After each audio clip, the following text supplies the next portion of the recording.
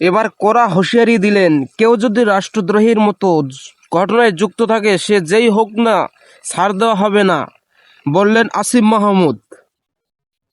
বাংলাদেশের সম্মিলিত সনাতনী জাগরণ জোটের মুখপাত্র ও পাণ্ডরিক ধামের অধ্যক্ষ চিন্ময় কৃষ্ণ দাস ব্রহ্মচারীকে গ্রেপ্তার প্রসঙ্গে স্থানীয় সরকার পল্লী উন্নয়ন সমবায় মন্ত্রণালয়ের উপদেষ্টা আসিফ মাহমুদ সজীব ভুঁইয়া বলেছেন, গতকাল সোমবার একটি গ্রেপ্তারের ঘটনাকে কেন্দ্র করে অতিস্থিতি পরিস্থিতি তৈরির চেষ্টা চলছে।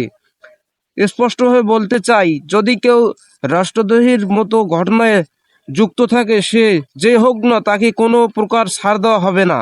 এটা সম্প্রদায় বিবেচনায় নয়, রাষ্ট্রের নিরাপত্তা বিবেচনায় আইনশৃঙ্খলা রক্ষাকারী বাহিনী ও ব্যবস্থা গ্রহণ করবে। আজ মঙ্গলবার দুপুর 12টার দিকে রংপুরের পীরগাছায় এক অনুষ্ঠান শেষে সাংবাদিকের প্রশ্নের জবাবে আসিফ মাহমুদ ভুঁইয়া এসব কথা বলেন।